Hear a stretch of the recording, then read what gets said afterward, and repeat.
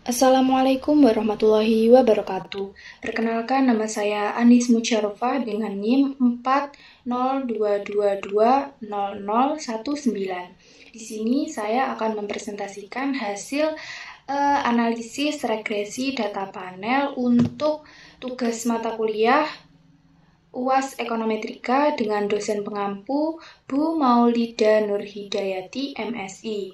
Langsung saja untuk judul analisis regresi data panel ini, suatu penelitian yang dilakukan untuk menganalisis faktor-faktor yang mempengaruhi probabilitas Bank Syariah Indonesia pada tahun 2019 sampai dengan 2023. Penelitian ini melibatkan 3 bank, antara lain BPRS, BUS, dan UUS. Untuk variabel independennya atau variabel X-nya itu ada NPF atau Non-Performance Financing dan FDR atau Financing to Deposit Ratio. Untuk variabel dependennya atau variabel Y-nya adalah ROA atau Return on Asset. Untuk analisis regresi data panel ini ada beberapa langkah-langkah. Di antaranya yang pertama ada pengujian deskriptif, yang kedua ada pengujian multikolinearitas, ada CEM, FEM, REM, uji LM, uji Chow, uji Hausman, terus mencari model terbaik, uji normalitas, terus uji autokorelasi, uji heteroskedastisitas, uji T, uji F, dan koefisien determinasi. Langsung saja kita masuk ke Excel, kita copy datanya dari ROA, NPF, FDR dari tahun 2019 sampai dengan 2023. Kita copy. Selanjutnya kita masuk ke Fuse.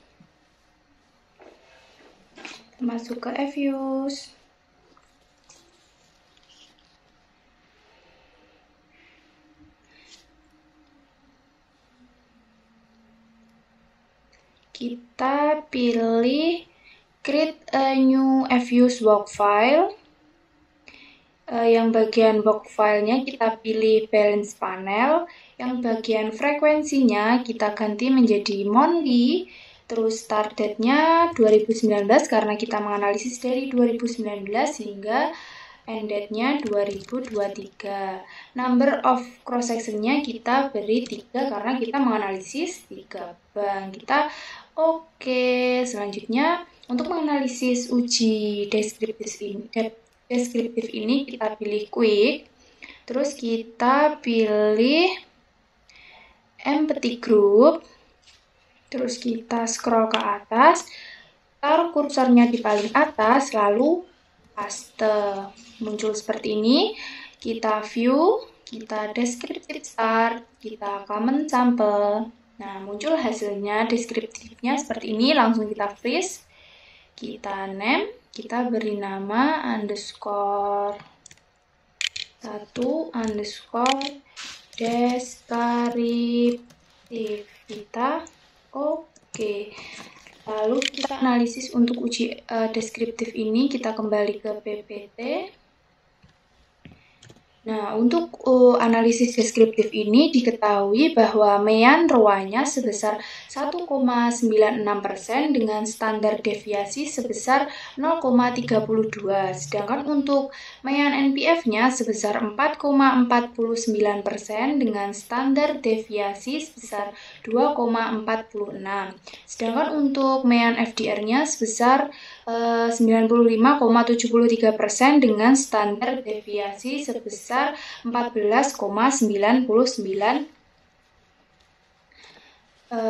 Selanjutnya kita akan uji multikolinearitas. Kita kembali ke Fuse.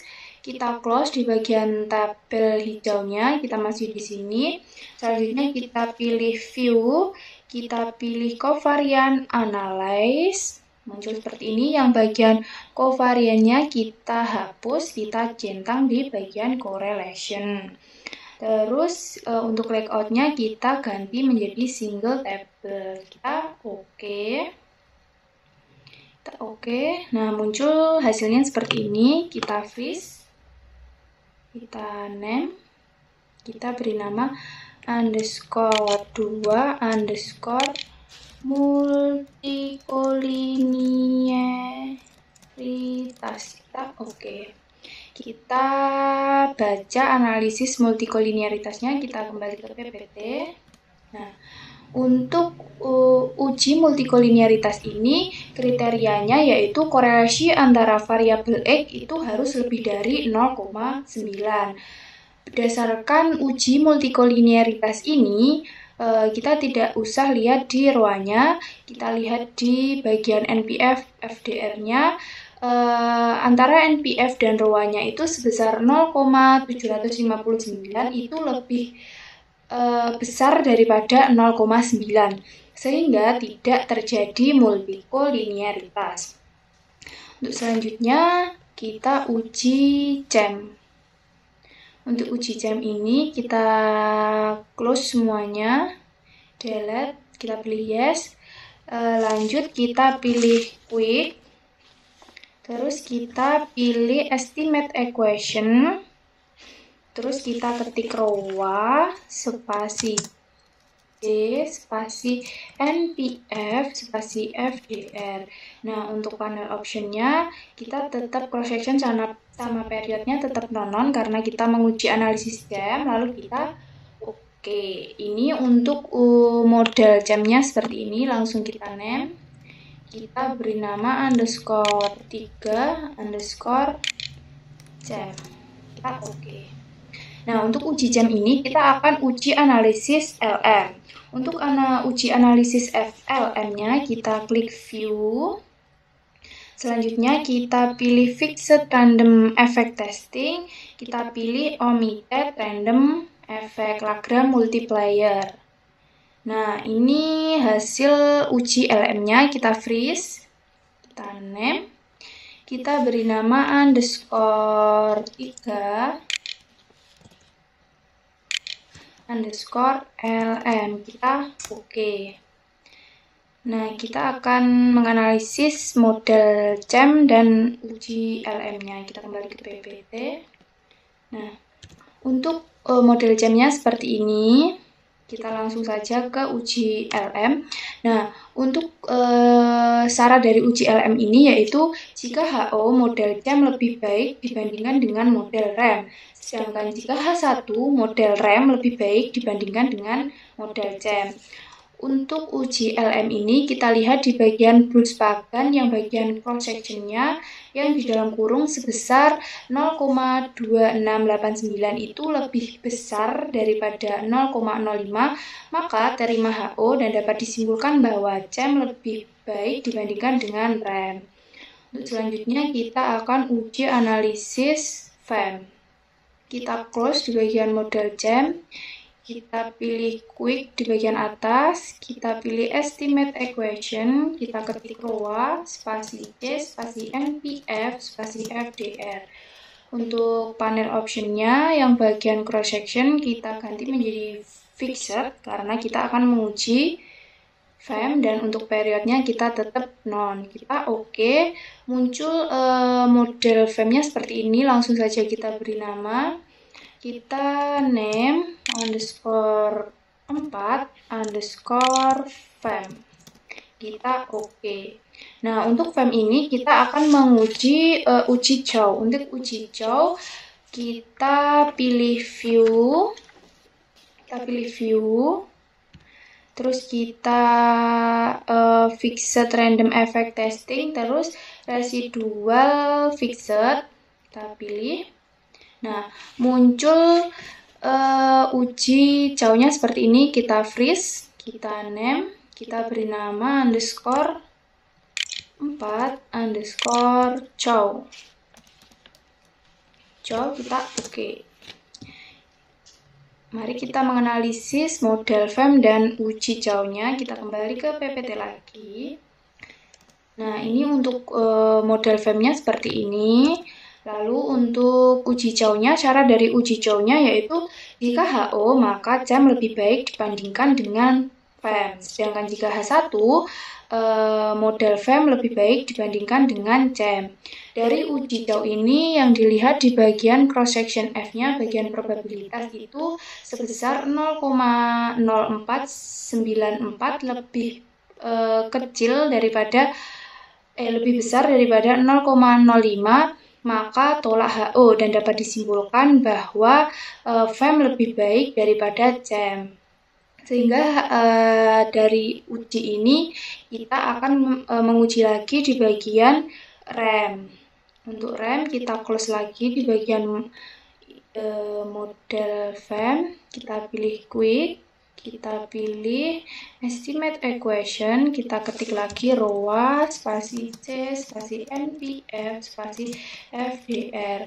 Untuk panel optionnya, yang bagian cross section kita ganti menjadi random, karena kita menguji rem, dan untuk periodnya tetap non. Kita oke. Nah, muncul seperti ini. Ini adalah model rem, kita langsung name underscore 5 underscore rem. Kita oke. Jika uji rem ini kita akan menganalisis uji Hausman. Kita view, kita pilih fixed random effect testing, kita pilih correlation random effect Hausman test. Kita klik. Nah, muncul seperti ini. Kita freeze, kita name, kita beri nama underscore 5 underscore Hausman. Kita oke. Selanjutnya kita analisis uji rem dan uji Hausman-nya di PPT. Ini untuk model remnya seperti ini. Nah, ini untuk uji Hausman-nya. Syarat dari uji Hausman yaitu jika HO model rem lebih baik dibandingkan dengan model FEM, sedangkan jika H1 model FEM lebih baik dibanding dengan model rem. Pada uji Hausman ini yang dilihat yaitu cross section random, bagian probabilitasnya sebesar 0,0469 lebih besar daripada 0,05, maka tolak HO dan dapat disimpulkan bahwa FEM lebih baik daripada rem. Sehingga dalam hal ini untuk menganalisis mana sih model terbaik dari ketiga uji tersebut, dilihat dari ketiga uji tersebut. Yang pertama ada uji LM. Uji LM tadi yang terbaik adalah CEM, sedangkan di uji jauh model terbaiknya yaitu FEM. Terus di uji Hausman model terbaiknya FEM. Jadi ketiga uji tersebut yang terbaik yaitu FEM. Jadi model terbaiknya FEM. Nih, terus kita kembali ke Fuse, kita close bagian rem. Nah, karena model terbaiknya tadi FEM, kita ketik 2 kali di bagian FEM, kita freeze, kita name, kita beri nama underscore 6 underscore model underscore terbaik. Kita oke. Selanjutnya sudah kita ketahui bahwa model terbaiknya yaitu FEM. Selanjutnya kita akan uji asumsi normalitas. Untuk uji asumsi normalitas kita close di bagian tabel 6. Kita tetap di model terbaik atau di bagian FEM. Kita pilih view di sini, terus kita pilih residual diagnosis. Ini, nah kita pilih di bagian histogram normality test. Nah, muncul seperti ini. Untuk normalitasnya kita freeze, kita name, kita beri nama underscore 7 underscore normalitas. Kita oke. Kita analisis untuk uji normalitasnya. Kita kembali ke PPT. Nah, untuk uji normalitasnya syaratnya yaitu jika HO maka residual berdistribusi normal, dan jika H1 maka residual tidak berdistribusi normal. Pada normalitas ini kita lihat di bagian probabilitasnya sebesar 0,0833 itu lebih besar daripada 0,05, maka terima HO dan dapat disimpulkan bahwa residual berdistribusi normal. Untuk selanjutnya kita akan uji autokorelasi. Kita kembali ke F-use. Kita close yang normalitas. Kita tutup di sini, kita pilih view. Terus kita pilih residual diagnosis, kita pilih cross section dependent test untuk uji autokorelasi. Nah, muncul untuk uji autokorelasinya seperti ini. Kita freeze, kita name, kita beri nama underscore 8 underscore autokorelasi, kita oke. Nah, kita analisis untuk uji autokorelasinya, kita kembali ke PPT. Nah, untuk uji autokorelasi ini syaratnya yaitu jika HO itu maka tidak terjadi autokorelasi, sedangkan H1 maka terjadi autokorelasi. Dari autokorelasi ini, nilai probabilitas itu dipilih dari keempat ini, dipilih salah satu mana yang paling besar dari 0,05. Dari keempat tes ini ada Bruce-Pagan LM, ada pesanan Seidit LM, ada bias correlate select LM, dan pesanan CD. Dari keempat ini kan tidak ada yang lebih besar daripada 0,05. Maka dalam hal ini saya memilih di Bruce-Pagan LM dengan nilai probabilitas sebesar 0,0015 lebih kecil daripada 0,05, maka tolak HO dan dapat disimpulkan terjadi autokorelasi. Karena terjadi autokorelasi, kita lanjut ke heterokesdastisitas. Kita kembali ke F-use. Kita close bagian ini untuk relasi. Kita ke heterokesdastisitas, kita klik view, terus residual diagnosis, terus yang bawah sendiri heterokesdastisitas test, kita klik. Nah, terjadi error section. Karena terjadi error section, maka kita akan menganalisis ke uji Glaser pada FEM. Kita ke F-use. Nah, kita klik OK di sini. Setelah itu, kita pilih approach di bagian sebelahnya view ini. Kita pilih approach. Terus make residual series. Terus ininya tetap tidak usah diubah, tetap ordinary dan name for-nya resi 01, kita OK. Nah, muncul seperti ini. Tidak usah di-save. Langsung ke quick atas, terus generate series. Nah, kita di sini ketik aresid sama dengan ABS dalam kurung resid 01. Tutup kurung, kita oke. Nah, seperti ini. Ini di sini muncul resid ya. Terus setelah itu kita pilih quick lagi, terus kita pilih estimate equation. Nah, di sini kita ruangnya diganti aresid, spasi D, spasi NPF, spasi FDR. Untuk panel optionnya, yang bagian cross section kita ganti menjadi fixed karena model terbaiknya tadi kan FEM, jadi cross sectionnya diganti dengan fixed. Kita oke. Nah, muncul heterokesdastisitasnya seperti ini. Langsung kita freeze, kita name. Freeze, name, underscore berapa? 9 underscore heterokesdastisitas. Kita oke. Oke, selanjutnya kita analisis untuk heterokesdastisitasnya di bagian PPT. Nah, untuk uji heterokesdastisitasnya syaratnya yaitu jika HO maka tidak terjadi heterokesdastisitas, sedangkan jika H1 terjadi heterokesdastisitasnya. Pada uji heterokesdastisitas ini dilihat di bagian probabilitas NPF dan FDR. Untuk NPF-nya sebesar 0,5206 itu lebih besar daripada 0,05 dan FDR-nya nilai probnya sebesar 0,1477 itu lebih besar daripada 0,05. Maka dalam hal ini gagal tolak atau terima HO dan dapat disimpulkan bahwa tidak terjadi heterokesdastisitas. Kita kembali ke FUs. Kita sudah selesai untuk ujinya semuanya.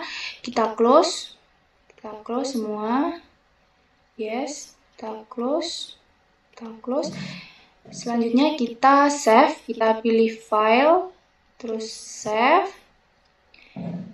Terus kita taruh di, terserah, kalau saya di dokumen D, kita ganti namanya tugas UAS ekonometrika. Kita save. Nah, ini series strongnya kita pilih single precision, kita oke. Nah, untuk uji analisis regresi data panel ini yang di FU sudah selesai. Untuk selanjutnya kita analisis ke PPT. Nah, model terbaik. Tadi kan model terbaiknya adalah FEM, jadi ini diambil dari model terbaik FEM. Model umumnya itu ROA IT sama dengan 0,225 itu dari sini, terus ditambah 0,070